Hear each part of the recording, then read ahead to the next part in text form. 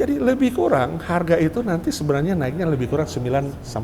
Nah, oleh karenanya yang menjadi fenomenal saat ini, sebelum naik, sekarang sudah bergerak harga barang-barang.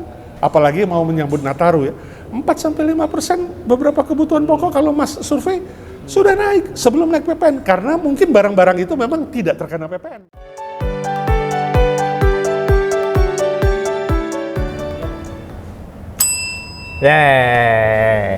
Ketemu si rambut putih lagi si Mr. Roy.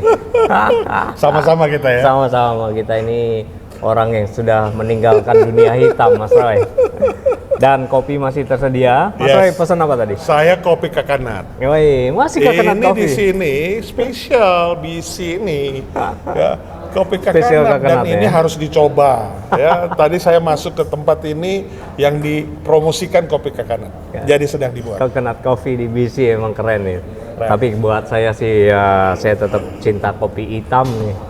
Biar kontras sama rambutnya Mas Roy. Biar putih jadi hitam ya.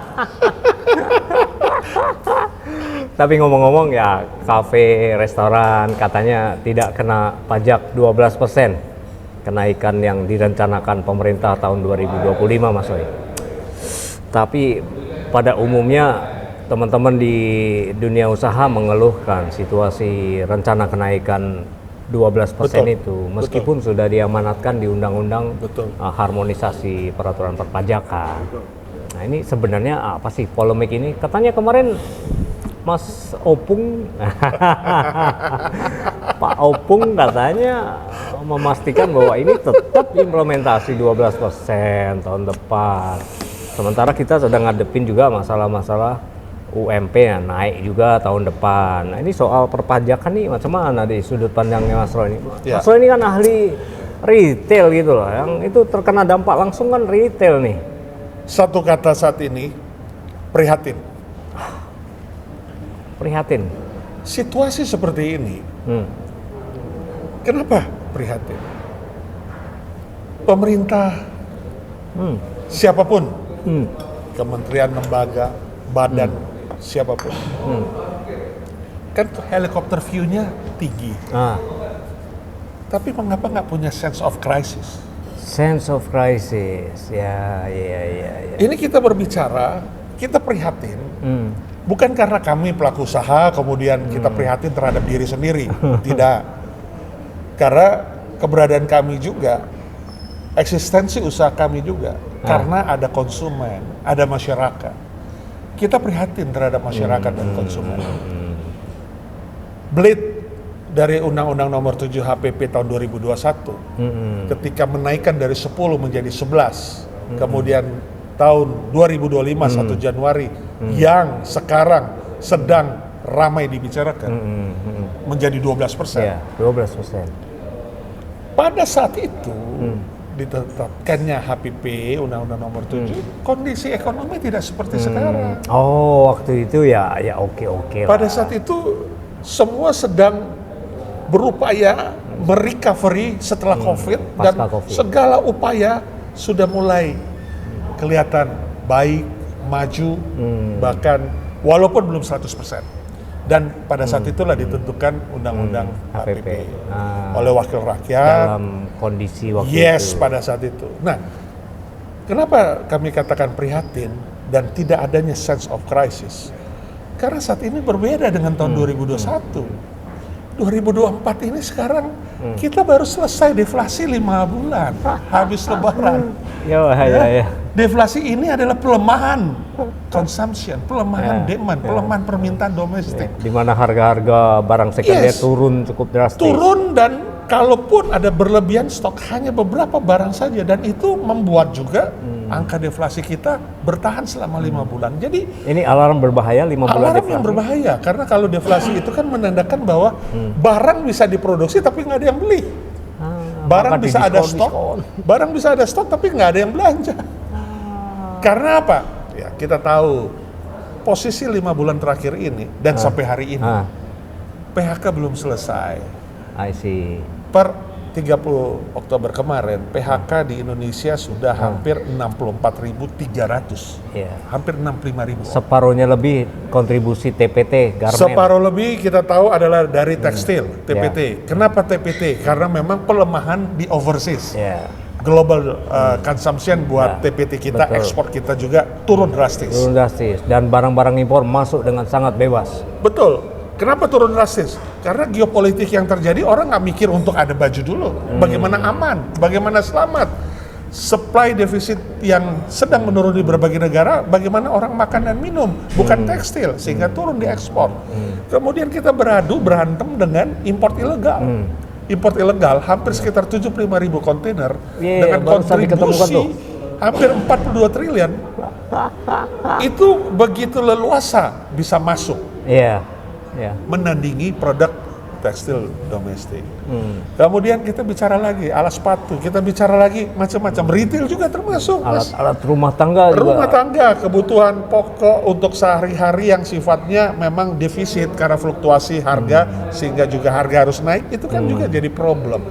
Nah, jadi kondisinya ini berbeda dengan 2021 di mana kita melihat bahwa perlu ada sense of crisis. Daya beli dipertaruhkan. Ketika PPN harus diberlakukan 12%. Sekarang daya beli sedang lemah. Kita juga punya data kemarin kelas menengah katanya turun 9,5 juta orang. Dari 57,4 menjadi 47,6 juta. Itu arti angka itu apa, Mas? Dan itu suatu kenyataan bahwa memang mereka beralih dari yang mampu menjadi tidak mampu. Beralih dari sektor formal karena mereka di PHK dan mereka ada pengurangan, beralih kepada sektor informal. Nah, pekerjaan informal itu artinya kan pendapatan yang tidak rutin, tidak pasti, sehingga dampaknya belanjanya juga tidak pasti, konsumsinya juga tidak rutin. Bahkan sekarang sudah mulai yang kita dengar namanya yang aksi boykot untuk berbelanja, frugal action. Ini dorongan dari frugal living yang dari sosial media mulai bergerak, itu kan sebenarnya sudah boykot. Itu adalah alert bahwa konsumsi akan ditahan oleh masyarakat. Nah, kita tahu, Mas. Tapi sementara masyarakat kan sebenarnya tindakan ini kan ajakan-ajakan sosial aja ya, tidak ada bentuk perlawanan kepada pemerintah kan, tapi menyelamatkan mereka punya expenses kan. Tidak ada perlawanan karena memang mereka hanya bisa melakukan itu. Nah, untuk itulah kami terus bersuara, pelaku usaha bersuara, ya, akademisi juga kan bersuara sekarang, ya, kemudian komunitas juga bersuara, ya, untuk bisa bukan membatalkan PPN. Kita menghormati wakil rakyat sudah meratifikasi karena itu adalah wakil kita sendiri, tapi menunda, mendelay, ya, daripada PPN ini sehingga tidak diberlakukan dong 1 Januari. Mas, 100 hari aja belum beres kabinet. Pemerintahan baru. Apa yang mau dilakukan oleh kabinet selama 100 hari? Kita mesti lihat apa dampak bagi masyarakat, bagi konsumen, bukan soal kepada pelaku usaha. Kita harus lihat. Ya. Kemudian setelah 100 hari apa program-program yang konkret? Kita harus lihat. Ya. Kemudian yang paling prihatin adalah ketika kita ketahui sebenarnya banyak sumber untuk bisa mendapatkan penerimaan negara. Alih-alih menaikkan PPN, alih-alih PPN, menggenerate sumber lain. Underground economy. Misalnya, kita kan tahu, Mas, kita punya teman-teman, kita punya networking, ya. Punya cerita. Saya tanya sama Mas, Harley Davidson. Oh iya. Oke. FP dan NP-nya bagaimana? Dan kemana itu lari? Vintage cars. Yang valuable-nya, intangible value-nya lebih besar daripada new cars saat ini. Itu bagaimana? Jadi bisa dijadikan objek. Sebenarnya bisa ke arah itu. Tapi pemerintah tidak melakukan intensifikasi pajak pada barang-barang seperti itu loh. Itulah yang tadi saya katakan, intensifikasi pajak itu jauh lebih besar daripada hanya menaikkan PPN 1%. Proyeksi PPN naik 1%, kenapa sih di angka APBN kita? Ya karena paling mudah. Pemerintah tidak perlu bekerja, pelaku usaha yang bekerja memungut PPN-nya, pemerintah yang terima apa yang kami kerjakan. Kan HPP ditambah PPN, itu yang kita jual kepada masyarakat. Dan kita tarik PPN itu, kita setorkan kepada negara. Paling mudah. Padahal kita tahu pendapatan PPN 2023 hanya 749 triliun. Ya. Kalau dinaikin 1%, berapa sih kontribusinya? Let's say cuma 70 T. 70 triliun. Apakah bisa membiayai makan gizi gratis saja kurang 1 triliun. Makan gizi gratis itu 71 triliun. Ya. Kemudian pemekaran kementerian, badan, Saat itu ini udah lebih 44. meningkatkan kontribusi anggaran hampir 108 triliun. Jadi Nggak ada artinya. artinya kenaikan pajak 1% Tidak relevan. apabila Tidak relevan. itu tidak akan relevan. Belum bantalan. Apa bantalan? Bantalan bagi saudara-saudara kita ekstrim, pure, kemiskinan yang ekstrim. Kemiskinan ekstrim. Bantalan kan tetap harus diberikan, dan sudah ada yang menyatakan kok bantalan akan diberikan. Nah, naiknya PPN kemudian bantalan keluar, lebih turun nilainya PPN yang akan diterima. Jadi buat apa ditambahkan PPN kalau bantalan juga harus ekstra keluar? Jadi ada risiko juga ya, meskipun pemerintah berusaha mengejar kenaikan 1%, itu kan bukan berarti 1% di tingkat user kan? Ya. Tapi 1% bertingkat-tingkat dari produsen sampai ke hilir tuh mas. Perhitungannya gampang, kita hitung dengan kalkulator kita. Rumusannya, kenaikan 1% itu, kenyataannya pajak lama, PPN lama dikurangin pajak baru, ya, kemudian dibagi, dikali 100%, itu nilainya 9,09%. Jadi nilai pajak baru, PPN baru dikurangi nilai pajak lama, dibagi pajak lama dikali 100%, itu 9,09%. Karena apa? Di hampir semua sektor. Iya, karena apa? Misalnya satu barang, kita bicara kopi. Kopi ini kan nggak bisa datang ke toko tanpa logistik. Sure. Nah, logistiknya, 1%. biaya logistiknya sudah tambah pasti. Produksinya, bahan bakunya, mendapatkan bahan bakunya. Semua berlipat-lipat 1%. Ya. Belum akumulasi penyusutan dari pabrik, dari sektor hilir. Kemudian bagaimana dengan biaya listrik? Yang pasti juga akan mempengaruhi nanti. LPG, bahan bakar. Jadi lebih kurang harga itu nanti sebenarnya naiknya lebih kurang 9-10%. Nah, oleh karenanya yang menjadi fenomenal saat ini, sebelum naik, sekarang sudah bergerak harga barang-barang. Apalagi mau menyambut Nataru ya, 4-5% beberapa kebutuhan pokok kalau Mas survei sudah naik sebelum naik PPN. Karena mungkin barang-barang itu memang tidak terkena PPN yang termasuk dikecualikan, tapi sudah naik. Karena efek komunikasi yang nggak efektif atau terjadi begitu banyak perdebatan, maka dunia usaha meresponnya secara menaikkan. Dunia usaha maupun juga perorangan yang ada di pasar, yang ada di pasar rakyat. Ada istilah teori yang diberikan dalam John Rawls, overlapping consensus. Artinya begini, ketika barang ini terkena PPN, kemudian barang saya tidak terkena PPN, berarti kan di sini yang kena PPN harga naik. Saya berarti berkeinginan juga dong harga naik. Oh ya, karena you juga butuh beli ini kan? Iya, yang ada PPN-nya. Jadi overlapping konsensus artinya walaupun komoditi itu tidak dimasukkan PPN-nya, pasti akan naik dengan sendirinya. Pasti. Secara alami ya. Itu teori yang sudah terbukti. Ya.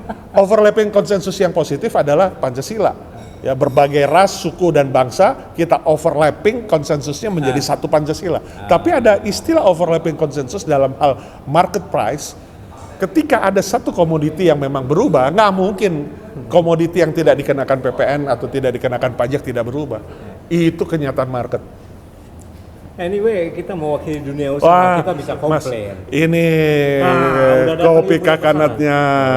Wah. Aduh, pantas nih. Saya pasti akan memesan ini setiap saya datang ke tempat ini untuk kopi kakanat. Wah, luar biasa. BC, World Coffee Connection. Kali-kali teman-teman mesti datang lah ke BCC nih. Tempat yang kita bisa nongkrong, ngopi, nyanyi, sekaligus podcast. Everything. Tuh ada teman-teman kita tuh, ada Kang Sigit, Kang Ridho. Siapa lagi nih teman-teman, banyak banget. Datang aja ke BC deh. Bow and Coffee. Kopi Kakanat BC. Luar biasa. Layak dicoba. Saya tetap black coffee deh. Tapi kopi kita keren loh Mas Roy. Nah, kita punya kopi yang kelas bintang 5, tapi kita jual di kaki 5. Robusta Arabica. Jadi lengkap. Campuran. Ya, luar biasa. Coba Mas Danu, coba pinjem kopinya apa sih kita jual? Wah, ini kita Ini mesti kan juga kita mesti kena naik 10% masuk ke retail, masuk ke toko tradisional, masuk ke masyarakat. Biasa dipakai di bintang 5 Mas. Ya, luar biasa. Meskipun harganya cuma 30 ribuan, tapi bahan bakunya bintang 5 Mas Roy.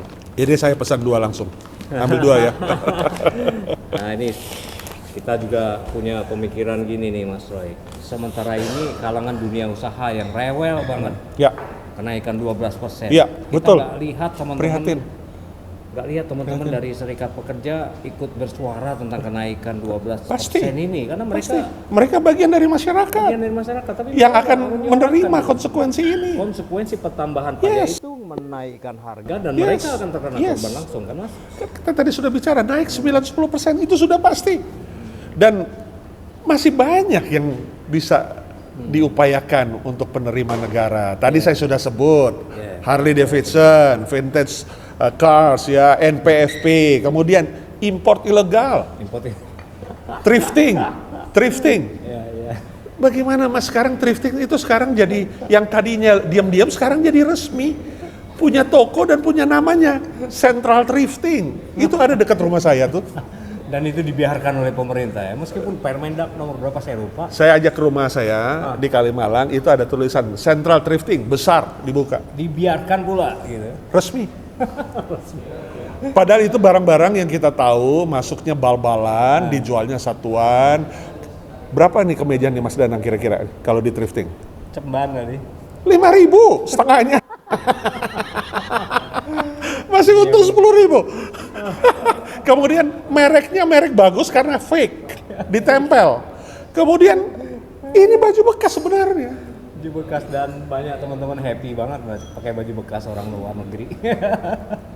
Nah, masalahnya adalah yang ditangkepin itu adalah pedagangnya, cukongnya, pemodalnya yang memasukkan ya. kontainer demi kontainer untuk thrifting, untuk baju bekas maupun juga baju-baju fake ini nggak pernah Pernah disentuh. angkat. Ini salah satu koreksi kita pada Satu aparat lagi, penegak Mas. hukum kita ya. Mereka Satu lagi. tebang pilih banget nih. Yang Tebang pilih. dikejar nih malah justru masyarakat kecil dan pedagang-pedagang. Masyarakat, Importnya entah UMKM dan lain sebagainya yang dikenakan pajak, sementara yang crazy rich, yang berlebihan, ya mungkin ditawarin amnesti. Nah sekarang ada satu lagi Mas, ini kan buat uang cepat. Selain PPN karena paling simpel tidak perlu bekerja kan, tidak perlu bekerja kan, pelaku saya yang bekerja. Dari mana tuh? Berhutang kan. Tapi berhutang sekarang sensitif karena harus dibayar juga. Salah satu menaikkan PPN katanya mau bayar utang. Tapi ada satu lagi sebenarnya yang bisa diselesaikan. Apa tuh? Perampasan aset. Itu udah bahasa kuno Ya Mas. Katanya Ini bolak-balik dokumen ini pemerintah ke DPR ke pemerintah. legislatif Sebenarnya bilang, apa tuh? terakhir awal-awal kan dibilang ini nggak pernah jadi prolegnas di dan sekarang pun nggak untuk masuk ratifikasi. prolegnas, Dan ternyata memang 2025 saya sudah lihat prolegnas yang di 2025 tidak ada masuk itu. Karena apa alasannya? Tentu ada alasan kan. Nah, apa itu? Draft dari pemerintah belum masuk. Draft finalnya. Oh ya? Kita nggak tahu benar atau tidaknya, tapi ini kan sudah bicara di media dan bisa lihat di digital media pernyataan-pernyataan bahwa draft dari pemerintah belum masuk. Nah, bagaimana mau masuk prolegnas? Padahal- Mas, saya sekarang tanya, uang para koruptor You have another view nih. itu ada di akun mana sekarang? Kalau saya baca di APBN tidak pernah ada nomenklatur atau pos anggaran masuk kepada negara Yes. terkait dengan perampasan atau dari Uang-uang dari koruptor. tidak ada. Kedua, Saya tidak cermat. Tapi kedua, tidak ada. tidak ada. Kedua, pertanyaan saya tadi, akunnya di mana? Kemudian yang kedua, pasti itu kan ada di dalam akun, dimasukkan ke bank. Ada overnight. Overnight. Yang dipermainkan, uang itu dipermainkan di overnight, diputer dengan bunga yang sudah jelas, kemudian besok masuk lagi ke rekening. Oh ya? How do Itu you do that? siapa yang menikmati bunganya itu? Fix. Pokoknya tidak berubah. Pokoknya tidak Pokoknya berubah. nggak berubah, Karena bunganya bertambah. karena hilang 1 sen, hilang 1 lembar pun bermasalah. Tapi pokok tidak berubah penangkapan dari uang-uang koruptor itu. Tapi bunganya siapa yang nikmati? Akunnya ada di mana? Ini pertanyaan Boleh nggak saya tanya, Mas? yang harus kita lempar ke BKF nih. Badan Kebijakan Fiskal, kenapa nggak pernah melihat itu tuh? Kita belum mengobservasi semua penangkapan koruptor dengan uang-uang korupnya yang menjadi enemy of the state. Tapi paling tidak PPN itu kan nggak ada artinya dibanding kalau kita sudah punya undang-undang perampasan aset untuk memasukkan uang-uang aset koruptor itu, mobil-mobil supercarnya, rumah-rumah super hebatnya dilelang kemudian dimasukkan ke penerimaan negara, mungkin nggak usah PPN, bahkan mungkin setengah hutang kita terbayar. Atau 3/4 hutang kita terbayar. Anyway, kekayaan terbesar dari jabatan-jabatan publik justru dinikmati oleh Segelintir. pejabat politik dan pejabat teknokratis kita. Ya. Yang mungkin menjadi tidak adil buat masyarakat karena masyarakat dipungut terus nih melalui PPN, PPH, whatever the name. Yang dipungut PPN sekarang ini kan berarti semua level masyarakat. Walaupun dideklar bahwa kebutuhan pokok, Bapokting itu tidak kena dan lain sebagainya. Tapi mana ada Bapokting yang tidak naik? Ya tadi saya bilang, Karena penjualannya overlapping consensus. butuh Butuh membeli kebutuhannya Butuh beli juga barang lain. lebih yang memang sudah ada PPN-nya. Make sense. Overlapping consensus. Ya. Pasti naik. Dan nggak ada yang bisa ngontrol untuk tidak naik kan? Siapa yang bisa ngontrol? Ya, kecuali HPP dong. Ya, HPP, HET. HET. Nah, tapi pada pelaksanaannya kan begitu kunjungan HET, begitu pulang dari kunjungan kerja, Operasi pasar. normal kembali harganya, naik lagi harganya. Semuanya kan skenario, behind of the skin. Ya. Bahkan barangnya udah disiapkan diantar supaya harganya HET, tapi setelah kunjungan kerja pulang, selesai, Silakan kembali ke market price. itu kan kenyataan. Terjadi, Mas. ya, kita sedih juga sih. Apa kira-kira saran kita ke Pak Prabowo nih? Ya tentunya pertama, sense of crisis penting. Kita menyuarakan ini kan buat early warning sebenarnya. Kita semangat dengan pemerintah yang baru untuk membawa kita ke Indonesia 2045. Ya. Walaupun masa jabatannya tidak langsung 2045 ya, 2024 sampai 2029. Tapi landasannya itu yang kita harapkan dibangun dengan begitu kuat. Apalagi ada harapan menjadi 8%. 3, 4 atau 5 tahun mendatang. Nah bagaimana mau 8%? Pertumbuhan ekonomi, konsumsi rumah tangga 53% kontribusinya, kemudian turun karena daya beli rendah, kena PPN, kemudian ada cukai pemanis 1.500 per liter, ada cukai plastik 30.000 per kilo, itu semua membebani bagi masyarakat dalam harga. Bagaimana mau dapat pertumbuhan ekonomi karena konsumsi rumah tangga bisa naik? Nggak mungkin, konsumsi rumah tangga pasti turun. Nah kalau konsumsi udah turun, udah jelas Mas, tahun ini dari 5,11 kuartal 1, 5,11, 5,05 kuartal 2, 4,9 kuartal 3. Itu bukan pertumbuhan. Negatif. Pengurangan pertumbuhan. Tapi kan narasinya selalu dibilang pertumbuhan. Pertumbuhan masih 9% 4,9% kuartal 3. Padahal kita lihat aja akhir tahun ini. Padahal faktanya itu, narasinya mestinya, transparansinya dibicarakan atau disampaikan pengurangan pertumbuhan, defisit pertumbuhan. Jangan bilang pertumbuhan dong.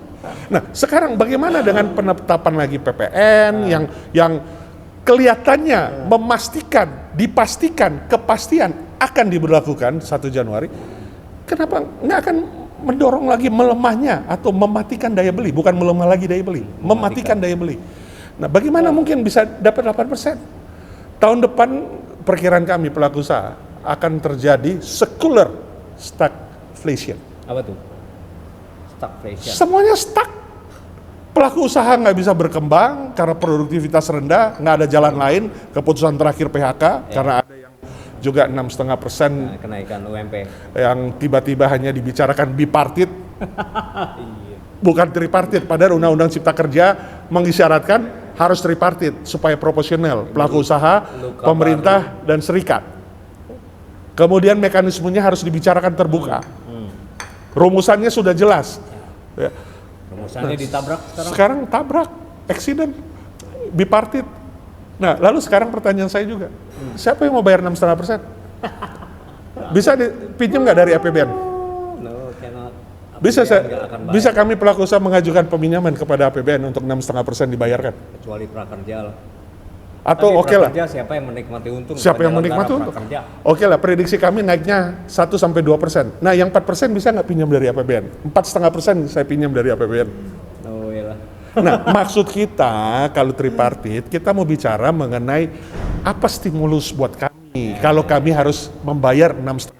Ya, itu di Apa diskresi? Apa diskresi buat kami? Baik kami di provinsi maupun di kabupaten kota. Nah, ini kan yang jadi masalah. Nah, jadi dengan kata lain, mimpi Mas buat 2025 menjadi 5%.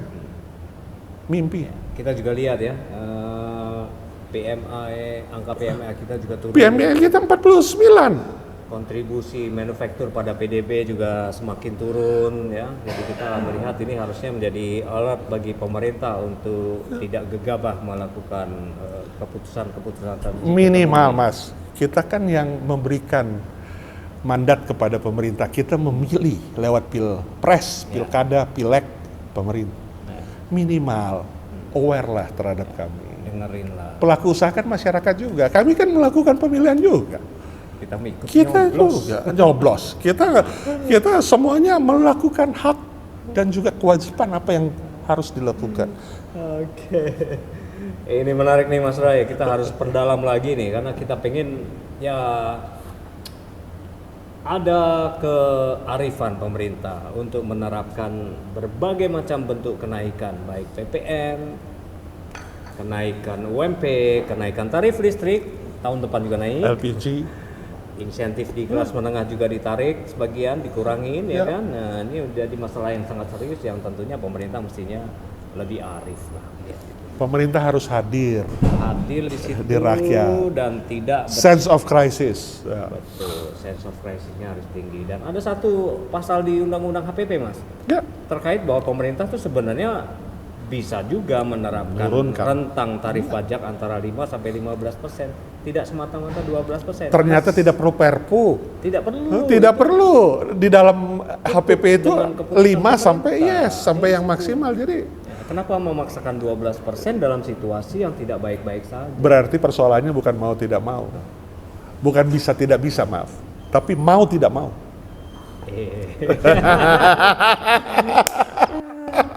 Oke, thank you. Kita akan ngobrol lagi nanti lebih banyak lah. Kita harus dalami lagi nih Mas Roy. Harus dalami. Dan kita suarakan terus sebagai early warning. Kita berharap Indonesia maju 2045. Tapi untuk Indonesia maju 2045 bukan pada tahun 2045 kan. Harus dari sekarang, dari 2025, dari 2026. Dan ini platform fundamental ekonomi kita adalah fiskal policy. Fiscal policy dan monetary policy sebagai kebijakan populis yang harus dikedepankan. Yes. Dan lebih daripada itu, daya beli harus tetap dijaga. Karena negara kita masih negara consumption. 53% gross kita, GDP kita, PDB kita itu dari konsumsi rumah tangga. Kita belum menjadi negara eksportir, kita belum menuju belum menjadi negara investor. Jadi ini kembali lagi, tadi saya sudah sampaikan poin-poin apa yang bisa sebagai alternatif penerima negara. Betul. Tidak melulu dengan PPN yang dengan cara mudah menyuruh pelaku usaha untuk memungutnya dan menerima negara dengan cepat. Catatan terakhir adalah negara harus hadir di masyarakat, ya. Kemudian negara harus memiliki, setelah hadir harus memiliki sense of crisis, ya. Karena ini sangat penting. Ketiga, jangan arogan lah. Ini negara, pemerintah boleh duduk, pemerintah boleh ada, legislatif, yudikatif boleh ada, ya. Itu karena juga demokrasi kita yang terjaga. Kami juga ikut memilih, kami juga ikut menentukan, dan jangan mencederai apa yang kami sudah harapkan dan tentukan. Kan kita semangat yang sama, Indonesia Maju. Thank you Kang Roy. Kang Masku satu ini luar biasa ya. Kayaknya early warning ini kata-kata yang jenengan sebut berulang-ulang itu. Yes. Itu sama seperti rencana judul kegiatan ini, Mas. Yes. Early warning. Ya. Kepada siapa? Ya kepada masyarakat, pada pemerintah, pada dunia Akademisi. usaha. Ya. Akademisi banyak. Karena kita tidak bisa berdiam ketika melihat sesuatu yang tidak baik-baik saja di depan mata kita, dan kita akan terus bersuara. Thank you, Mas Roy. Semangat.